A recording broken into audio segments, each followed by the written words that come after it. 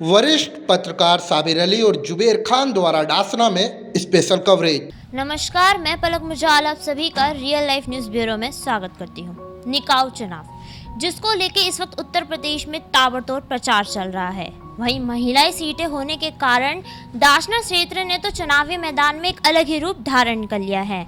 और इस वक्त हम बात कर रहे हैं डासना से बीजेपी नीतू सिंह जी की, जिनके पति इस वक्त हरिनाथ सिंह जी भी हमारे साथ मौजूद है। तो मैं सबसे पहले हरिनाथ सिंह जी का हमारे चैनल पे स्वागत करती हूँ। आपका बहुत बहुत धन्यवाद जो आपने अपना कीमती समय हमारे लिए निकाला, इसके लिए आपका बहुत बहुत धन्यवाद, आपके न्यूज़ चैनल का भी। जी शुक्रिया।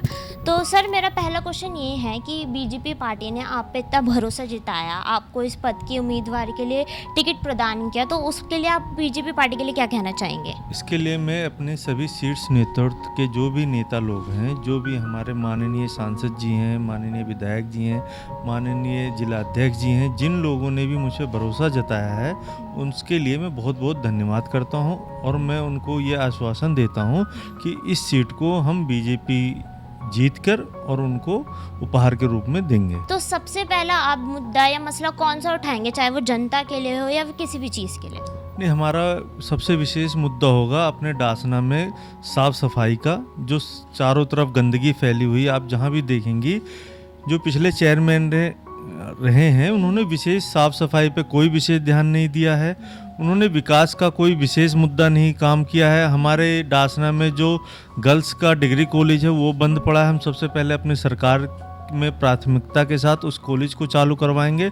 और जो भी सुरक्षा के, महिला सुरक्षा के लिए जगह जगह कैमरा लगवाने का काम होगा, या जो भी हमारे पार्टी नेतृत्व हमें और आदेश करेगी, उस हिसाब से हम सभी काम करेंगे।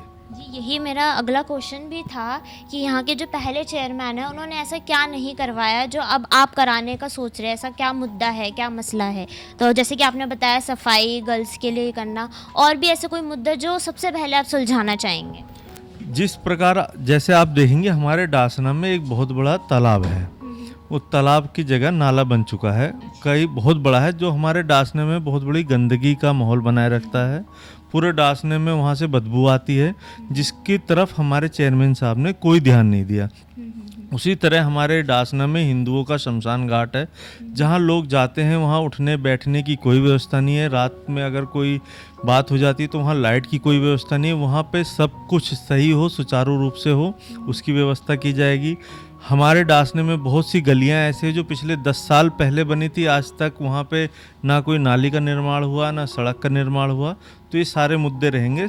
जो साफ़ सफाई का आप जगह जगह देखेंगी, डासने में हर कोने पे कूड़ा इकट्ठा हुआ है। नालों की ऐसी स्थिति हुई पड़ी है कि वहाँ से आदमी नहीं गुजर सकता। बहुत बुरी स्थिति हुई है सभी जगह पे।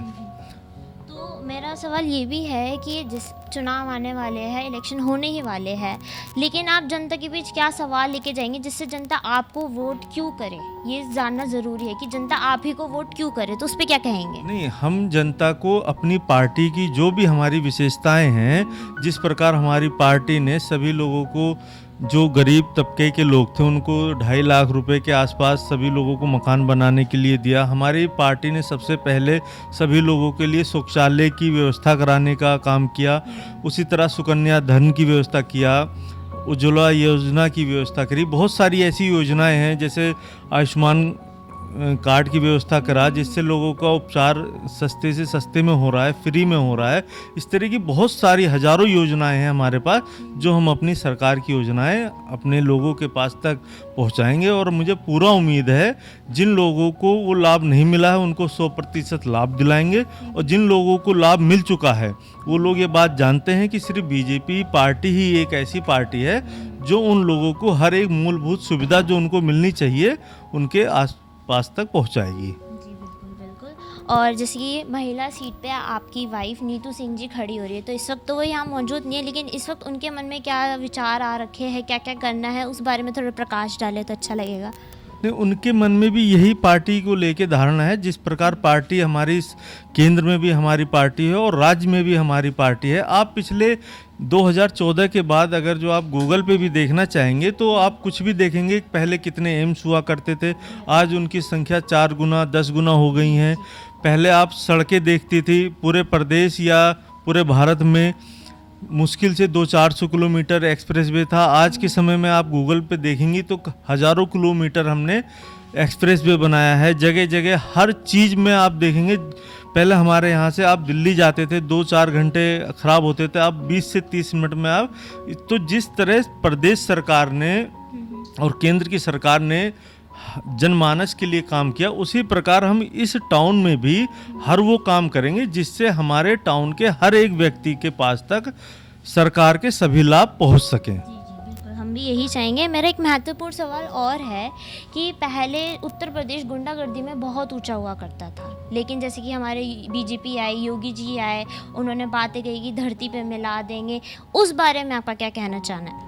देखिए, पहले क्या होता था, जो राजनीतिक पार्टियां होती थी वो जो माफिया हुए, गुंडे हुए, उनको सबसे पहले वो माननीय बनाने का काम करती थी, यानी अपनी पार्टी से टिकट देकर विधायक और सांसद बनाने का, ताकि वो सरकार में हस्तक्षेप कर सकें।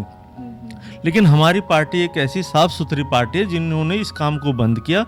जिन भी लोगों ने किसी भी जनता को सताया था, और वो लोग माफिया लोग जो थे वो किसी नेता को नहीं सताने जा रहे थे, वो लोग हमारे ही बीच के लोगों को सता रहे थे, जो अच्छा काम कर रहे थे और ऐसे लोगों को ख़त्म कर रहे थे। हमारी पार्टी ने उन्हीं लोगों को ख़त्म करने का काम किया है और सभी जगह शांति है। आज आप सड़क पे किसी भी टाइम आइए जाइए, आपको हर जगह पुलिस की सुविधा मिलेगी, कोई आपको कुछ कहने वाला नहीं मिलेगा, यानी कि आपको चारों तरफ सुरक्षा व्यवस्था एकदम मजबूत मिलेगी। देखिए, जो गलत करेगा उसके साथ गलत होगा।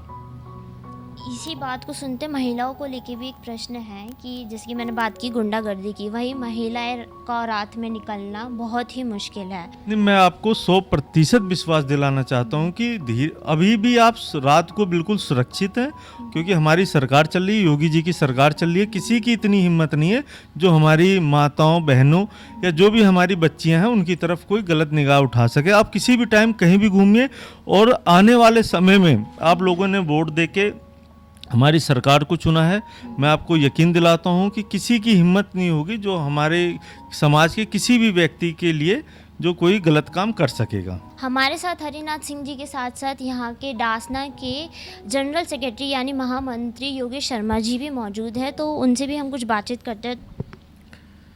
पार्टी का मंडल का महामंत्री होने के नाते पार्टी की महामंत्री से ये अपेक्षा होती है कि चुनाव प्रबंधन में पूरी ईमानदारी के साथ पूरा समय दे के लगा जाए, और वो करने का मेरा भी पूरा प्रयास रहेगा।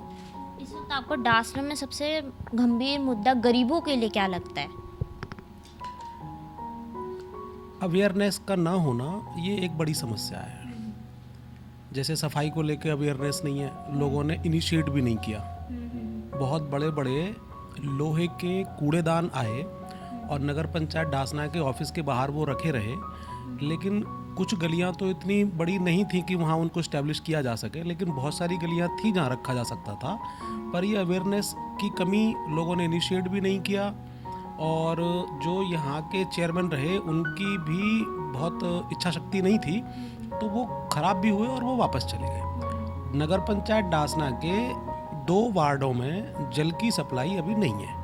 बहुत लंबे समय पहले वो किसी कारण से काट दी गई थी, लेकिन यही अब उनकी इच्छा शक्ति नहीं है और पानी की सप्लाई आज तक भी नहीं दी गई। तालाब का, जैसा श्रीमान हरिनाथ जी भाई साहब ने बताया, तालाब के सौंदर्यीकरण पे, उसकी सफाई पे, उसकी चारों तरफ बाउंड्री करने पे चर्चाएं बहुत हुई हैं, लेकिन इच्छा शक्ति न होने के कारण वो भी नहीं हुआ।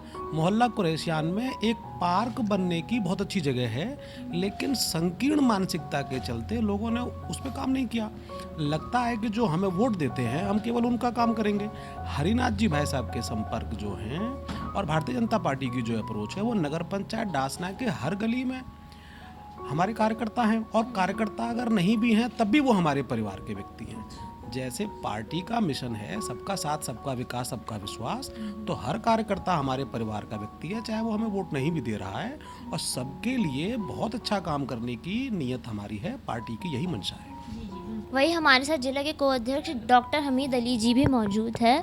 तो सर, मैं ये जानना चाहती हूँ कि गरीबों ज़्यादातर कहते हैं कि जो नेता लोग होते हैं वो सिर्फ वादे करते हैं, लेकिन काम नहीं करते। तो मैं उस पर चाहती हूँ कि ये इसके लेके क्या कहना चाहेंगे? इससे पहले जो चेयरमैन रहे थे उनके काम के बारे में क्या कहेंगे? देखिए, पहले जो चेयरमैन रहे थे उन्होंने गरीबों के लिए कोई काम नहीं किया। भारतीय जनता पार्टी सबका साथ, सबका विकास, सबका विश्वास के साथ चल रही है और गरीबों के हित में ही ये पार्टी काम कर रही है हमारी। और जैसे अभी भाई साहब ने बताया, हरिनाथ जी भाई साहब ने, कि पहले जो क्या होता था कि पहले गरीबों की छत भी नहीं होया करती थी। आज 2.5 लाख रुपए लेके सबके मकान बन गए हैं, आयुष्मान कार्ड बन गए हैं, 5 लाख रुपए तक का मुफ्त में ट्रीटमेंट होता है। जो बड़े बड़े हॉस्पिटल होया करते थे उनका ट्रीटमेंट फ्री हो रहा है वहाँ पर। और ऐसे शौचालय बनाए गए हैं, गरीबों के लिए ही बनाए गए हैं वो। और जैसे अभी क्या हो रहा है, पिछले 2-3 साल लॉकडाउन लगा था, उसमें क्या हुआ था कि उसमें फ्री राशन मिला था गरीबों को। तो मोदी जी ने ये नहीं कहा देखा कि ये हिंदू है मुस्लिम है, उन्होंने सबको ही दिया, सबका साथ, सबका विकास, सबका विश्वास। और महीने में 2-2 बार राशन मिला है। सब गरीब खुश हैं और यहाँ की जनता अब के भाजपा को ही जिताएगी। और मुसलमान ख़ास तौर से बहुत अच्छी तरीके से भाजपा का परचम लहराएंगे और मुस्लिम बहुमत बहुत अच्छी तरीके से वोट देगा। ये तो हम जानते ही है कि बीजेपी सरकार धर्म के आधार पर कोई काम नहीं करती है। और वहीं हमने हरिनाथ सिंह जी की भी बात सुनी कि अगर वो यहाँ पे चेयरमैन पद पर आते हैं तो क्या क्या वो विकास कार्य करेंगे, गरीबों के लिए क्या क्या योजना बनाई गई है, क्षेत्र में क्या क्या करना है, उन सब की विचारधारा आपने सुन ही लिया हरिनाथ सिंह जी की। लेकिन आने वाले चुनाव में क्या होता है, क्या गर्मा गर्माई बढ़ती है, वो तो देखना होगा। तब तक के लिए देखते रहिए रियल लाइफ न्यूज़ ब्यूरो। धन्यवाद।